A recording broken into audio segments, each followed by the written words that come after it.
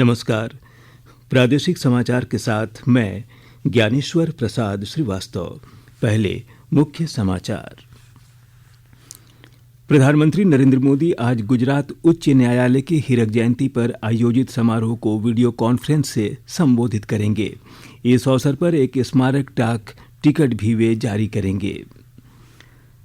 केंद्रीय कृषि मंत्री नरेंद्र सिंह तोमर ने कहा, नए कृषि कानून किसानों की आय दोगुनी करने के लक्ष्य को प्राप्त करने में महत्वपूर्ण योगदान करेंगे।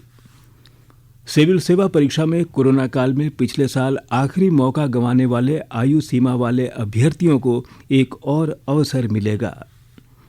और कोरोना संक्रमण मुक्त होने की ओर राज्य अग्रसर, अब सिर्फ 441 सक्रिय मामले। और अब समाचार विस्तार से। प्रधानमंत्री नरेंद्र मोदी आज दिन में 10:30 बजे गुजरात उच्च न्यायालय की हीरक जयंती के उपलक्ष्य में आयोजित समारोह को वीडियो कॉन्फ्रेंस के माध्यम से संबोधित करेंगे। श्री मोदी उच्च न्यायालय की स्थापना के 60 वर्ष पूरे होने के अवसर पर एक स्मारक डाक टिकट भी जारी करेंगे। इस अवसर पर केंद्रीय विधि और न्याय मंत्री रविशंकर प्रसाद, उच्चतम न्यायालय और गुजरात उच्च न्यायालय के न्यायाधीश तथा गुजरात के मुख्यमंत्री विजय रूपाणी भी इस कार्यक्रम में शामिल होंगे। इस कार्यक्रम में कानून से जुड़ी हस्तियां भी मौजूद रहेंगी। प्रधानमंत्री नरेंद्र मोदी ने कहा है कि केंद्रीय कृषि मंत्री नरेंद्र सिंह तोमर ने नए कृषि कानूनों के सभी पहलुओं के बारे में विस्तार से उल्लेख किया है। श्री मोदी ने एक ट्वीट में एक वीडियो लिंक साझा करते हुए लोगों से अपील की है कि वे राज्यसभा में दिए गए श्री तोमर का बयान सुनें। केंद्रीय कृषि मंत्री नरेंद्र सिंह तोमर ने कहा है कि प्रधानमंत्री नरेंद्र मोदी के नेतृत्व में सरकार गांव, गरीब और किसानों के विकास के लिए प्रतिबद्ध है। कल राज्यसभा में राष्ट्रपति के अभिभाषण पर धन्यवाद प्रस्ताव पर चर्चा में भाग लेते हुए तीनों कृषि कानूनों के बारे में उन्होंने कहा कि किसान संगठनों के साथ लगातार बातचीत के बावजूद कोई भी संगठन उन प्रावधानों के पक्ष में आगे नहीं आया जो उन्हें लगता है कि ये विवादास्पद हैं। हमने ये जरूर कहा है कि आप प्रावधान में कहां गलती है, विनम्रता पूर्वक हमारा ध्यान आकर्षित करिए। हमने जो उनकी भावना के अंतर्गत जिन बिंदुओं को चिन्हित किया जा सकता था, उनको भी चिन्हित करके बताया कि हमको आपकी लगती है कि आपको यह शंका है कि एपीएमसी खत्म हो जाएगी, तो हम इस पर विचार करते हैं। एपीएमसी खत्म नहीं होगी। हमने एक के बाद एक उनको प्रस्ताव देने का भी प्रयत्न किया, लेकिन मैंने साथ में यह भी कहा कि अगर हम भारत सरकार किसी भी संशोधन के लिए तैयार है, इसके मायने ये नहीं लगाना चाहिए कि किसान कानून में कोई गलती है। केंद्रीय कृषि मंत्री ने कहा कि सरकार किसानों की आय को दोगुना करने के लक्ष्य के लिए प्रतिबद्ध है और नए कृषि कानून उसी को प्राप्त करने का साधन है। श्री तोमर ने बताया कि प्रधानमंत्री किसान योजना के तहत देश में लगभग 1,15,000 करोड़ रुपए सीधे किसानों के खातों में भेजे गए हैं। देश में लगभग 86% छोटे और सीमांत किसान का जिक्र करते हुए उन्होंने कहा कि केंद्र ने 6,000 करोड़ रुपए से अधिक की वित्तीय सहायता के साथ 10,000 नए एफपीओ बनाने का फैसला किया है। श्री तोमर ने कहा कि सरकार ने देश में कृषि बुनियादी ढांचे के निर्माण और उत्थान के लिए 1 लाख करोड़ रुपए प्रदान किए। केंद्रीय कृषि मंत्री ने बताया कि केंद्र द्वारा शुरू की गई 100 किसान रेल ने भी किसानों को बड़े और लाभदायक बाजारों तक पहुंचने में मदद की है। उधर राष्ट्रपति के अभिभाषण के धन्यवाद प्रस्ताव पर चर्चा के तीसरे दिन भी विपक्षी सदस्यों ने कृषि कानूनों को वापस लेने की मांग जारी रखी। सदन स्थगित होने से पहले धन्यवाद प्रस्ताव पर चर्चा कल समाप्त हो गई। सोमवार को सदन में सरकार की ओर से चर्चा का जवाब दिया जाएगा। उधर नए कृषि कानून के खिलाफ जारी गतिरोध के बीच कई किसान संगठन आज दोपहर 12 बजे से 3 बजे तक 3 घंटे का राष्ट्रव्यापी चक्का जाम करेंगे। इनके प्रस्तावित चक्का जाम को देखते हुए दिल्ली में कड़ी सुरक्षा व्यवस्था की गई है। कई क्षेत्रों में सुरक्षा बढ़ा दी गई है और किसी अप्रिय घटना से निपटने के लिए बड़ी संख्या में पुलिस तैनाती की गई है। इधर झारखंड में वाम दलों प्रदेश कांग्रेस ने किसान आंदोलन का समर्थन किया है। देश में कुल तसर रेशम उत्पादन में झारखंड का योगदान लगभग 76% है। केंद्रीय वस्त्र मंत्री स्मृति ईरानी ने शुक्रवार को लोकसभा में इस संबंध में जानकारी दी। रांची के सांसद संजय सेठ के सवाल के जवाब में श्रीमती ईरानी ने बताया कि वर्ष 2019 में झारखंड में कुल 2402 मीट्रिक टन रेशम का उत्पादन हुआ है। मंत्रालय ने यह स्वीकार किया कि झारखंड की जलवायु की स्थिति, अच्छा वन क्षेत्र और उपयुक्त जनशक्ति के कारण झारखंड रेशम का अग्रणी उत्पादक राज्य है। मंत्री ने कहा कि राज्य की आवश्यकता के आधार पर केंद्रीय तसर अनुसंधान और प्रशिक्षण संस्थान रांची ने पिछले 3 वर्षों के दौरान झारखंड में तसर उद्योग को बढ़ावा देने के लिए तसर फूड प्लांट, रेशम कीट और कोकून से संबंधित उत्पादकता में सुधार के लिए 25 अनुसंधान परियोजनाएं शुरू की हैं। बीते कुछ वर्षों में झारखंड में कच्चा रेशम के उत्पादन में वृद्धि की प्रवृत्ति दिखी है। भारत सरकार का सूक्ष्म, लघु एवं मध्यम उद्योग विभाग MSME धनबाद में 20 करोड़ रुपए तक के उद्योग स्थापित करने में सहयोग करेगा। यह राशि क्लस्टर के माध्यम से उद्योगपतियों को प्राप्त होगी। समूह में इंटीग्रेटेड ऑटोमोबाइल सेक्शन और टूल्स रूम समेत अन्य उद्योग स्थापित करने के लिए 20 करोड़ रुपए तक की सहायता मिल सकती है। इसमें 70% राशि केंद्र सरकार देगी, जबकि शेष 30% राशि राज्य सरकार और उद्योगपतियों को लगानी है। कल MSME निदेशक डॉक्टर SK साहू और धनबाद के चैम्बर और औद्योगिक संगठन के साथ बैठक हुई। MSME निदेशक डॉक्टर साहू ने कहा कि इस मामले और उद्योगपतियों की समस्याओं को लेकर आने वाले दिनों में वे सभी सरकारी संस्थाओं में विभागाध्यक्ष के साथ बैठक कर समस्या समाधान का प्रयास करेंगे। उन्होंने आने वाले दिनों में MSME की ओर से ट्रेड फेयर लगाने की भी बात कही। Jharkhand industries and trade association के महासचिव राजीव शर्मा ने धनबाद में टूल्स रूम खोलने की मांग की। आकाशवाणी के ताज़ातरीन समाचारों के लिए आप हमारी वेबसाइट newsonair.com पर लॉग इन कर सकते हैं। ताज़ा समाचार Twitter handle @AIR news alerts और Facebook page All India Radio News पर भी उपलब्ध है।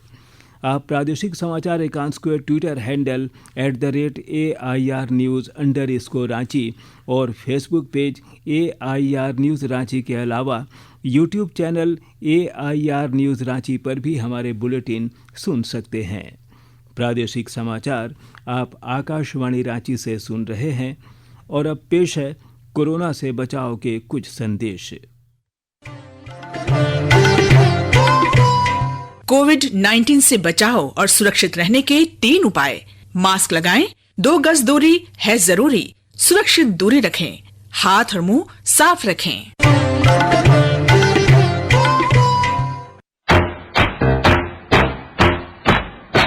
चलो मिलकर एक शुरुआत करें, चलो एक फैसला आज करें, मास्क नहीं तो टोकेंगे, कोरोना को रोकेंगे, चलो एक वादा करते हैं, चलो कुछ वादा करते हैं, मास्क नहीं तो टोकेंगे, कोरोना को रोकेंगे।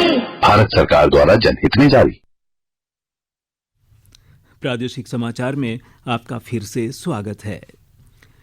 केंद्र ने उच्चतम न्यायालय को बताया है कि वह सिविल सेवा परीक्षा के ऐसे अभ्यर्थियों को एक और अवसर देने के लिए सहमत है जो पिछले वर्ष कोविड महामारी के दौरान परीक्षा में शामिल हुए थे और उनके सभी अवसर खत्म हो चुके हैं। हालांकि आयु सीमा पार कर चुके अभ्यर्थियों को परीक्षा में बैठने के लिए दूसरा अवसर नहीं मिलेगा। केंद्र ने इस बारे में विद्यार्थियों की ओर से दायर कई याचिकाओं के संबंध में यह जवाब दिया। विद्यार्थियों ने अपनी याचिका में परीक्षा में बैठने के लिए एक और अवसर की मांग करते हुए कहा कि कोरोना महामारी के कारण वे परीक्षा की तैयारी नहीं कर सके और सरकार द्वारा परीक्षा को टालने की उनकी प्रार्थना अस्वीकार करने के बाद वे दबाव में परीक्षा में शामिल हुए। पिछले वर्ष परीक्षा में अंतिम प्रयास में शामिल होने वाले अभ्यर्थियों की कुल संख्या 3,863 थी। इनमें से 555 अभ्यर्थियों ने प्रारंभिक परीक्षा उत्तीर्ण की है और सरकार के इस निर्णय से 3,308 अभ्यर्थियों को परीक्षा में बैठने का एक और अवसर मिलेगा। राज्य में पिछले 24 घंटों में 41 नए कोरोना संक्रमित मिले हैं और 47 मरीज ठीक हुए हैं, जबकि राहत की बात यह है कि एक भी मौत कोरोना से नहीं हुई है। स्वास्थ्य विभाग के अनुसार राज्य में कुल कोविड-19 का मामला अब 1,18,938 हो गया है। इनमें 441 सक्रिय केस हैं, जबकि 1,17,420 मरीज ठीक हुए हैं। अब तक राज्य में 1,077 मरीज की मौत कोरोना से हुई है। झारखंड में कोरोना की रिकवरी रेट 98.72% है। दूसरे चरण की कोविड-19 वैक्सीनेशन के क्रम में खूंटी जिले में कल फ्रंटलाइन वर्कर का टीकाकरण शुरू हुआ। इसे लेकर आयोजित कैंप में उपायुक्त शशि रंजन और जिले के अन्य पदाधिकारी एवं कर्मियों को निर्धारित प्रक्रियाओं का अनुपालन करते हुए कोविड-19 की वैक्सीन दी गई। इसके बाद सभी ने 30 मिनट का समय ऑब्जर्वेशन रूम में भी बिताया। मौके पर उपायुक्त ने कहा कि कोरोना संक्रमण की रोकथाम के लिए चिकित्सकों की पूरी निगरानी में वैक्सीन दिया जा रहा है। यह सुरक्षित है तथा जनहित में सभी को वैक्सीन लेना महत्वपूर्ण है। उन्होंने जिलावासियों से अपील करते हुए कहा कि सभी अपने निर्धारित समय पर कोविड-19 का वैक्सीन अवश्य लेना सुनिश्चित करें। उपायुक्त ने बताया कि दूसरे चरण के तहत जिले में प्रतिदिन 465 फ्रंटलाइन वर्कर के टीकाकरण का लक्ष्य है। पाकुड़ जिले में कोरोना वैक्सीनेशन का काम पूरी सतर्कता के साथ जारी है। जिले के 7 कोरोना टीकाकरण केंद्रों पर वैक्सीनेशन का काम चल रहा है। हेल्थ वर्कर फ्रंटलाइन वर्कर केंद्रों पर पहुंचकर टीका लगवा रहे हैं। विस्तृत जानकारी दे रहे हैं हमारे पाकुड़ संवाददाता।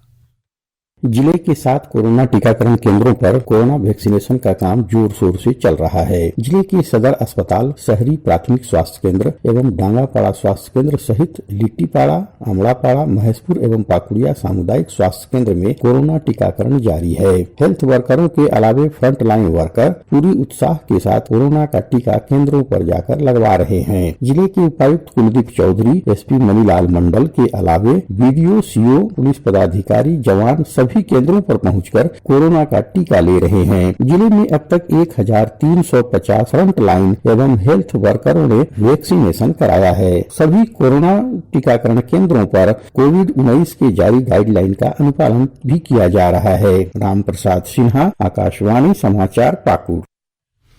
भारतीय रिजर्व बैंक ने कल जारी मौद्रिक नीति की समीक्षा में प्रमुख नीतिगत दरों पर कोई परिवर्तन नहीं किया है। बैंक ने सहयोगात्मक रुख जारी रखने का फैसला किया है। रेपो दर को 4% और रिवर्स रेपो दर को 3.35% पर अपरिवर्तित रखा गया है।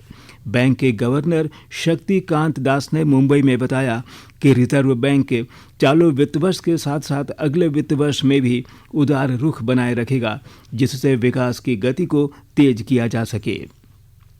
रिजर्व बैंक के गवर्नर ने बताया कि वर्ष 2021-22 के दौरान सकल घरेलू उत्पाद जीडीपी की दर 10.5% रहने का अनुमान है।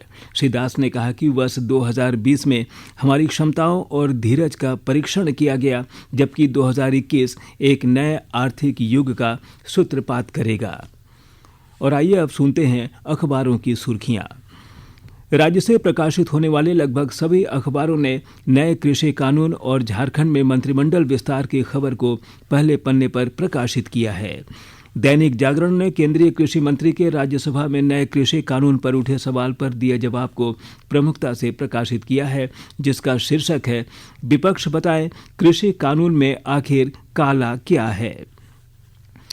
3 कृषि कानूनों के खिलाफ आंदोलन का 72वां दिन, किसानों का आज 3 घंटे का राष्ट्रव्यापी चक्का जाम शीर्षक से प्रभात खबर ने पहले पन्ने पर जगह दी है। केंद्रीय शहरी विकास सचिव ने झारखंड से मांगा प्रस्ताव, कई योजनाओं की समीक्षा की।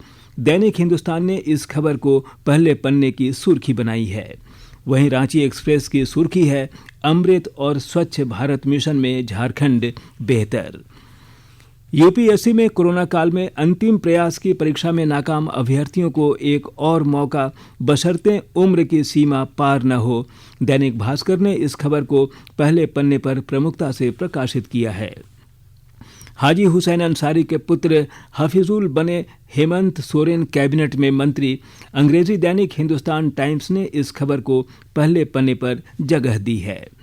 मार्च से 50 साल से ऊपर वालों को टीका, अंग्रेजी दैनिक द टाइम्स ऑफ इंडिया ने टीकाकरण अभियान की खबर को पहले पन्ने पर प्रकाशित किया है। और अब अंत में मुख्य समाचार एक बार फिर। प्रधानमंत्री नरेंद्र मोदी आज गुजरात उच्च न्यायालय की हीरक जयंती पर आयोजित समारोह को वीडियो कॉन्फ्रेंस से संबोधित करेंगे। इस अवसर पर वे एक स्मारक डाक टिकट भी जारी करेंगे। केंद्रीय कृषि मंत्री नरेंद्र सिंह तोमर ने कहा, नए कृषि कानून किसानों की आय दोगुनी करने के लक्ष्य को प्राप्त करने में महत्वपूर्ण योगदान करेंगे। सिविल सेवा परीक्षा में कोरोना काल में पिछले साल आखिरी मौका गंवाने वाले आयु सीमा वाले अभ्यर्थियों को एक और अवसर मिलेगा। और कोरोना संक्रमण मुक्त होने की ओर राज्य अग्रसर, अब सिर्फ 441 सक्रिय मामले। इसके साथ ही आकाशवाणी रांची से प्रादेशिक समाचार का ये बुलेटिन समाप्त हुआ। नमस्कार। घर में रहिए, सुरक्षित रहिए और सुनते रहिए आकाशवाणी।